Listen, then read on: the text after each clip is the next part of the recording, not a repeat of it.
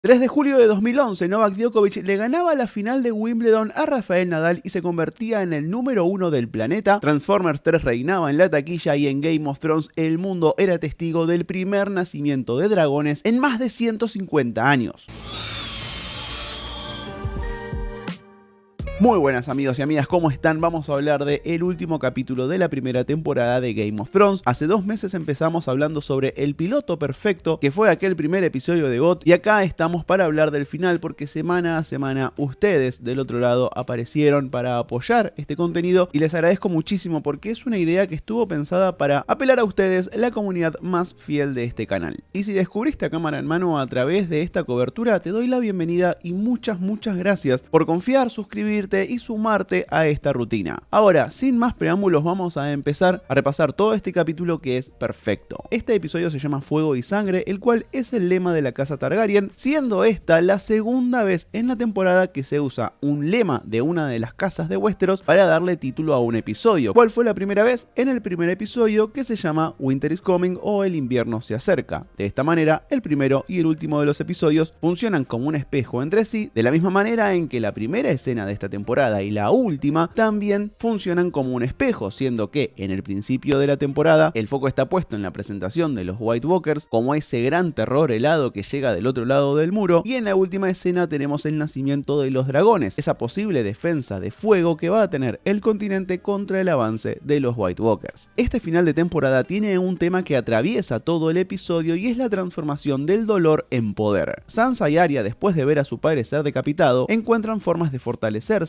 con Sansa por un lado buscando venganza y Arya enfrentando su nuevo viaje. Robb, por su parte, empieza el capítulo perdido y desconsolado, mientras que lo termina como un nuevo candidato a ser rey. En cuanto a Daenerys, ella es el centro de este tema, ya que después de despedir a su amor, usa esa pena para buscar un poder que hace más de 100 años no se veía. Y ahora, como venimos haciendo en esta cobertura, vamos a repasar todo el capítulo, contándote cambios respecto al libro, momentos originales, detalles de vestuario, cinematografía, música y mucho más que quizás no viste, a pesar de que este capítulo se estrenó hace 13 años. Y si se preguntan si vamos a seguir haciendo esto para la segunda temporada, quédense hasta el final del video porque les quiero contar algo. Entonces empecemos contando todo lo que pasa en Desembarco del Rey durante este capítulo. Abrimos con el plano de hielo, la espada ancestral de la casa Stark que se usó para decapitar a su actual líder, Eddard, y mientras su sangre se derrama en el suelo y su cuerpo es arrastrado, hay un tipo que, a pesar de no haber jurado lealtad hacia los Stark, sigue adelante con el último pedido que Ned le hizo. Hablamos de Yoren, que como hermano de la Guardia de la Noche es independiente de los deseos de cualquier lord, pero es el respeto que Ned inspiró en todo el norte, incluso en el muro, además de la relación que Yoren desarrolló con Benjen Stark, lo que lo hace cuidar a Arya, no solo en este momento, sino en varios que están por venir. En ese inicio escuchamos a Yoren decir muchas veces la palabra muchacho para hacerle entender a Arya que debe dejar atrás su identidad para estar segura, y en este momento desde la puesta en escena se presenta un elemento que va a estar muy presente en todo el capítulo, el cual son las aberturas, puertas y marcos como una forma de simbolizar el paso de la pena al poder, el tema central de este capítulo, como les dije antes. A lo largo del episodio se nos obliga a ver a los personajes a través de distintos marcos, justo en los momentos donde deben pasar de un estado de pena a convertir eso en poder. Acá ese marco es el arco donde Yoren le corta el pelo a Arya, iniciando así el viaje de la chica en usar otras identidades para cumplir sus objetivos, cosa que la vamos a ver perfeccionar después de su encuentro con Jaqen y la Orden de los Hombres Sin Rostro. En la Fortaleza Roja vemos a Joffrey escuchar a un bardo cantar sobre la muerte de Robert para después torturarlo y hacerlo elegir entre mantener sus manos o su lengua. En toda esta escena vemos que Joffrey está demasiado cómodo en el trono, lo cual es un mal augurio. Aegon el Conquistador mandó a hacer este trono a partir de las espadas derretidas de todos sus enemigos y quería que fuese incómodo, incluso peligroso sentarse en él, como mandato de que un rey siempre debe estar atento al peligro. Como dijimos, en este momento vemos que Joffrey está en el otro extremo. Y este artista al que Joffrey va a torturar es un personaje de los libros llamado Marillion, y de hecho ya lo habíamos conocido en el 4º capítulo de la temporada, en la taberna donde Cat captura a Tyrion. En las novelas lo vamos a ver otra vez siendo acusado de crímenes que él no cometió, pero que va a terminar confesando frente a distintos señores del valle. La vida de Marillion a lo largo de las páginas ha sido bastante mala. Joffrey entonces lleva a Sansa a ver la cabeza de Ned y todos sus hombres, incluida la de la Septa Mordane. Otra vez tenemos el elemento de las aberturas para espiar la escena, y este momento es de absoluta transformación para Sansa, que va a encontrar en el dolor una nueva fuerza, un nuevo poder y fortaleza para aguantar lo que se le vendrá como esposa de Joffrey. Vemos que está más presente que nunca el símbolo de la libélula en su vestuario, el cual según la diseñadora Michelle Clapton incluyó para definir a Sansa con este insecto que tiene una forma muy particular de transitar el mundo, como lo va a hacer este personaje. Además, por primera vez usa en su vestuario una pieza de metal al estilo de armadura en referencia a esta nueva fortaleza que consigue a partir del asesinato de su padre. Datos de color: en la versión original que se estrenó allá por 2011, en esta escena al lado de Ned se podía ver una cabeza con la imagen de nada más y nada menos que el expresidente de Estados Unidos, George Bush. Esto fue una decisión de producción para ahorrar costos y aprovechar modelos de cabezas que ya estaban en los estudios a la hora de grabar esta escena. Una de esas cabezas prostéticas que usaron era la de un muñeco de Bush al cual le pusieron una peluca esperando que nadie lo reconozca. Sin embargo, lo hicieron, se les generó medio un problema, y dentro de los comentarios extra que venían en el DVD de la primera temporada, los productores Benioff y Weiss comentaron toda esta situación. Y en King's Landing suceden dos escenas originales del show que no están en el libro y son ejemplos de momentos agregados por los guionistas después de que el capítulo estuviera quedando corto en la sala de edición. Por eso ambas suceden en sets individuales y son protagonizadas por pocos personajes. Hablamos de la charla de Varys y Meñique en la sala del trono y la de Pycelle junto a Ross en su habitación. Por el lado de la del maestre, quizás sea la peor escena original de la temporada, pero sí nos pinta un poco más al personaje de Pycelle y su naturaleza mentirosa, que es un dato importante para la próxima temporada. Por su lado, vemos que Ross se viste de una manera muy similar a Cersei, pero no queda claro si esto es por un pedido del maestre para que se parezca a la mujer Lannister en una suerte de fetiche medio extraño, o es Ross intentando parecer una dama más de la corte para pasar desapercibida entre los pasillos del castillo. Por el lado de Varys y Petyr, nos sirven su último duelo verbal, con ambos valorando las habilidades del otro y los dos mostrándose listos para servir a un nuevo rey. Este duelo de palabras, intercambio de diálogos increíbles, como dijimos, es original del show y prácticamente todas las escenas que comparten estos dos personajes solo existen en la serie, haciendo que tanto Varys como Petyr tengan la posibilidad de ser personajes mucho más desarrollados e interesantes y seductores sobre todo en el show que en el primer libro de la saga. Lo último que vemos en la capital entonces es el inicio del viaje de Arya, o mejor dicho Arry, en donde conoce a Gendry, Hot Pie y Lemmy. Esta es una de las dos escenas que el capítulo adapta no del primer libro, Juego de Tronos, sino del segundo, Choque de Reyes, y en esas páginas la pelea entre Arya y esos dos muchachos es algo más violenta, con la chica Stark rompiéndole la nariz a Lemmy mientras Hot Pie la ataca con una piedra y ella se salva gracias a la advertencia de Gendry. Cuando habla con ella, el aprendiz de herrero dice que su jefe se cansó de él y lo envió al muro, pero en realidad entendemos que lo que hace el herrero es proteger a este chico que, siendo un bastardo del rey Robert, su cabeza estaba en la mira de Cersei y corría mucho peligro. Y sí, este es el inicio de la relación entre Arya y Gendry. Y quizás es un buen momento para preguntarles si están a favor de cómo terminó esa relación o no. Antes de salir de la ciudad, Arya se cruza con una jaula donde hay 3 tipos y uno de ellos lleva la cara tapada. En su momento no se sabía, pero con las siguientes temporadas se confirmaría que este señor es Jaqen H'ghar, quien va a ser clave en la segunda temporada, pero para ese entonces no tenían al actor confirmado para interpretarlo. Al reunir a todos los reclutas para la guardia de la noche, Yoren grita que hay 1000 ligas entre el muro y desembarco del rey, con la liga siendo probablemente la peor unidad de medida en el mundo, ya que depende de qué referencia se tome, pero para dar un contexto, estas 1000 ligas podrían significar entre 2500 y 4000 kilómetros entre el muro y desembarco del rey, así que a caminar nomás. Y hablando de caminar, nos vamos hasta Winterfell, donde tenemos una sola escena que plantea el viaje de Bran hacia la segunda temporada, ese que lo va a llevar a entender cómo logra ver cosas a lo largo del tiempo. Volvemos al sueño que vimos en los primeros episodios, pero esta vez Oya lo lleva a las criptas, donde primero se cruzan con la tumba de Rickard Stark, ese que el rey Aerys prendió fuego después de que llegara a desembarco del rey demandando la liberación de su hija Lyanna, y después vemos la tumba de esa misma mujer por la que Robert decidió iniciar su rebelión. Acá a Oya se la muestra con miedo de entrar a las criptas, siendo algo original del show, ya que lo que hicieron en esta adaptación es mezclar las líneas que tiene Oya con las líneas que en esta escena tiene el maestro Lewin. No lo encontramos en el patio del castillo, sino que acompaña al grupo a las criptas. Lo importante acá también es cómo muchísimo más allá de Bran sintiendo que su padre murió, esto es algo que también se manifiesta en Rickon, que no solo soñó también que Ned había muerto, sino que estaba deambulando por las criptas en total oscuridad. Esto nos plantea un montón de dudas respecto a este chico, pero lamentablemente a partir de acá, en la serie, Rickon va a ir perdiendo cada vez más presencia. Sin embargo, como ya les dije en análisis anteriores, según George Martin, el más chiquito de los Stark todavía tiene un rol por jugar en los libros que no se publicaron. Y entre Bran y sus hermanas en King's Landing están las tierras de los ríos, donde Catelyn y Robb están apostados cuando se enteran de la muerte de Ned. No vemos el momento en que les llega la noticia, sino que nos quedamos con sus reacciones. Otra vez el encuadre nos hace espiar desde rincones y nos encontramos con Robb atacando un árbol lleno de ira y tristeza. Esto es simbólico si recordamos que los árboles son los dioses de los norteños, como bien indica Jaime en este episodio. En esta escena es Cat la que provoca la transición de pena a poder en Robb, asegurándole que sí, primero van a poner a salvo a sus hermanas y después los van a matar a todos. Acompañando estas palabras, el tema musical de los Stark, que reconocemos porque lo escuchamos durante la temporada, se va a hacer cada vez más fuerte.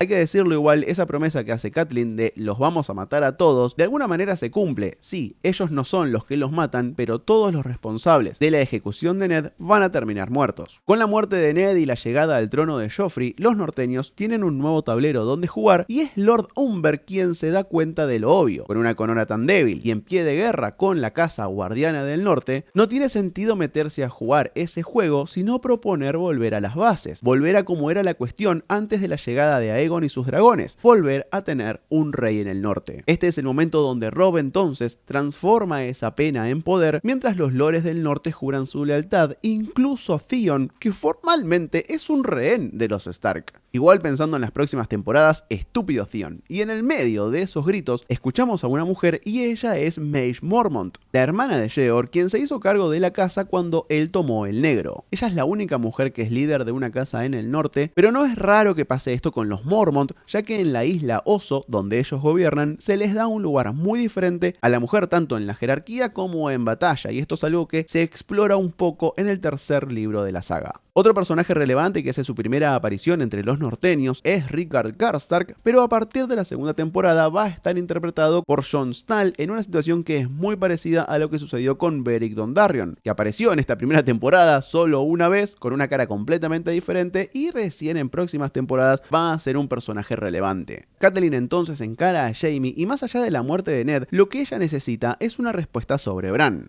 Jaime se hace cargo de haberlo empujado, pero no le da la razón de por qué, y este es un diálogo sacado del segundo libro que sucede en una conversación que va a estar partida a la mitad en la adaptación y la continuación de esta escena va a suceder en el comienzo de la próxima temporada. En esta escena me encanta cómo Jaime se hace el malo, pero Nikolaj Coster-Waldau sigue dándonos muchas muestras de matices emocionales en un personaje que vamos a conocer mucho mejor en la próxima temporada. El mejor detalle de guión en este momento es cómo Jaime le dice a Cat que la vida de viuda le sienta bien en una frase que dialoga con la charla entre Ned y Ser Barristan Selmy en el quinto capítulo de la temporada, donde Ned dice esto. As is my wife. I don't think the widow's life would suit her.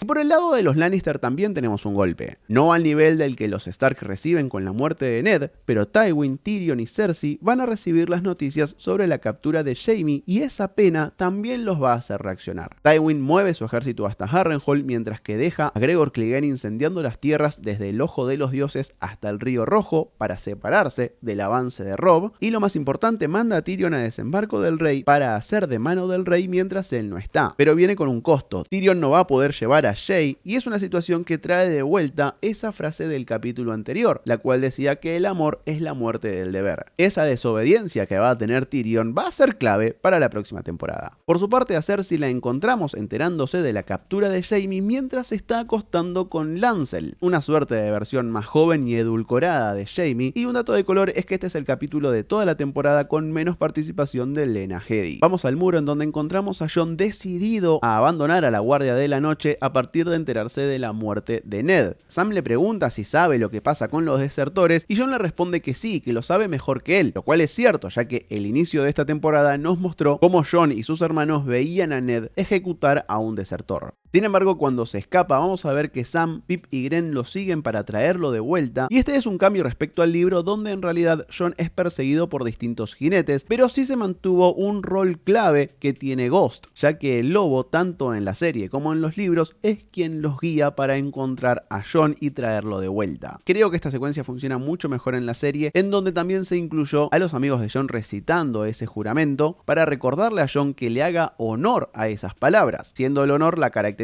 más grande de Ned Stark, con lo cual Jon, quedándose en la guardia de la noche, estaría honrando el legado de su padre. Y hablando de honor, al día siguiente en el desayuno, el comandante de la guardia de la noche le va a decir a Jon una frase que es espectacular, que es: el honor te hizo irte y el honor te hizo volver, refiriéndose a las acciones de sus amigos de arrastrar a Jon de vuelta hacia el muro. Y en este momento nos damos cuenta que Jeor es el que le da la primera y más importante enseñanza a Jon, y es algo que va a cargar con él hasta las últimas temporadas. La lucha por el trono es insignificante comparada a la guerra que la guardia tiene por delante contra la noche y los White Walkers. Por eso es que organiza una expedición hacia el otro lado del muro, y hay que decirlo, el discurso del viejo oso en este momento es total. Y ahora sí, vamos con el personaje que define a este final. Lo primero que vemos de Daenerys es a ella enterándose de que perdió el bebé, mientras Mirri lo describe como un monstruo. Daenerys entonces exige ver qué es lo que ella pagó con la vida de su hijo, y nos encontramos con un Drogo hecho un vegetal. La bruja entonces devela sus verdaderas intenciones, que era vengarse de este Khalasar que arrasó con todo su pueblo, y su búsqueda con estas acciones también era proteger a otros del avance no solo de Khal Drogo, sino del futuro hijo de Daenerys. A Drogo lo encontramos recostado sobre una piedra y Jorah dice que pareciera gustarle el calor, un dato que sale de los libros, en donde Drogo no queda completamente vegetal, sino que puede caminar y comer, pero sí está ciego, sordo y privado de toda sensación o sentimiento excepto el calor. En la siguiente escena vemos cómo Dany va a despedir a Drogo y notamos que su cabellera está desarmada, o sea, su orgullo está destruido en este momento. Ya lo dijimos en análisis anteriores, pero el pelo de Dany durante toda la serie se usó como un dispositivo narrativo para mostrar su avance, basándose en la costumbre de Dothraki de tener una trenza que va a ir creciendo con cada batalla ganada por un Khal. Ella en el cuarto capítulo empezó a hacerse esa trenza después de su victoria sobre Viserys, pero acá la encontramos en su mayor derrota, y otra vez vemos a un personaje a través de una abertura en el traspaso de la pena al poder. Drogo entonces va a ser una de las vidas que Daenerys entregue como sacrificio para conseguir a sus hijos.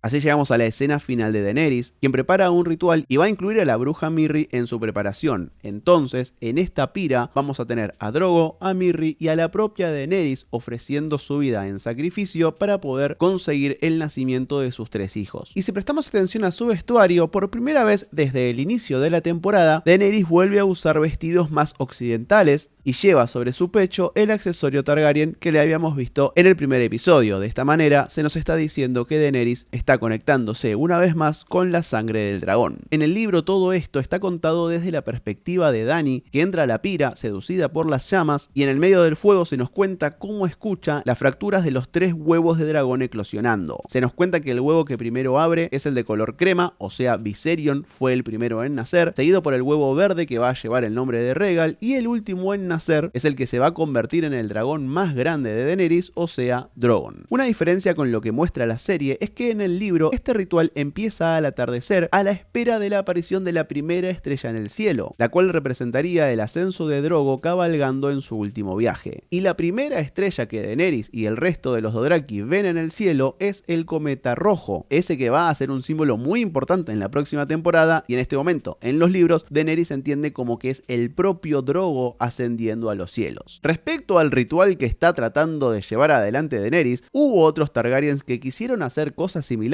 para darle vida a dragones, y sin ir más lejos, 40 años antes de los hechos de Game of Thrones, el abuelo de Daenerys quiso hacer un ritual más o menos parecido, y aunque no se sabe bien qué pasó o cómo pasó, el resultado fue que todo un castillo ardió y varios Targaryens murieron en ese lugar llamado Summerhall, la tragedia por ahora más misteriosa en toda la historia escrita por George Martin. Ahora, si pensamos más fríamente, este ritual habla sobre la dualidad eterna entre la locura y la grandeza que encierra a Daenerys como personaje y a los Targaryen como dinastía. Llevar a cabo este ritual fue una locura que le termina saliendo bien a Daenerys, y eso la convirtió en grandeza. Pero eso no deja de lado que todo esto empezó desde una locura. Cuando la llama se apaga, nos encontramos con una Daenerys a salvo y mantiene su cabellera intacta, a diferencia de los libros en donde después de este ritual Daenerys queda completamente pelada. La gran revelación llega y tenemos 3 dragones vivos por primera vez en 150 años, y en el libro se establece que Jorah encuentra a Daenerys amamantando a 2 de sus nuevos hijos, un elemento que si prestamos atención a la escena se insinúa en unos pocos cuadros. Al ver a los dragones Jorah y los pocos Dothrakis que se habían quedado con Daenerys, se arrodillan ante ella y le juran lealtad para siempre, mientras que empezamos a escuchar el tema original de los Targaryen que el compositor Ramin Djawadi creó para esta temporada, y no suena por primera vez en esta escena, pero a diferencia de sus anteriores apariciones en donde solo sonaba interpretado por un instrumento, acá lo vemos sonando a través de toda una orquesta de instrumentos, enfatizando ese despertar del gran poder Targaryen que sucede a partir del nacimiento de estos dragones. Y así, amigos y amigas, llegamos hasta el final no solo de este video, sino de toda nuestra cobertura de la primera temporada de Game of Thrones, en un rewatch que para mí fue un trabajo histórico en el canal. De corazón les quiero agradecer porque empezamos muy arriba con el primer video teniendo más de 200.000 visitas, lo cual era obvio porque YouTube recomienda mucho más ese video y es más apetecible para el público más casual, pero de verdad les quiero agradecer cómo semana a semana fueron apareciendo y pidiendo el próximo episodio,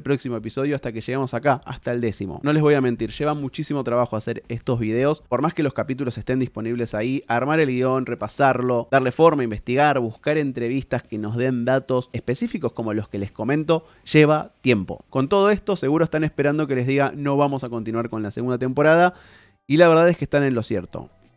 Eso si es que este video no supera la meta final que voy a proponer ahora. Escuchen, me encantaría que me confirmen que ustedes quieren ver estos análisis de la segunda y de las próximas temporadas de Game of Thrones, haciendo que este video alcance los 10.000 me gusta. ¿Es un montón? Sí. Yo estoy con ganas de seguir, recontra sí. ¿Y ustedes están con ganas de seguir? Ahí está la pregunta. Necesito saberlo de parte de ustedes. Coméntenme acá abajo y no se olviden del like. Llegamos a los 10.000 me gusta y nos vemos el próximo domingo para el inicio de la segunda temporada de Game of Thrones titulado El Norte Recuerda.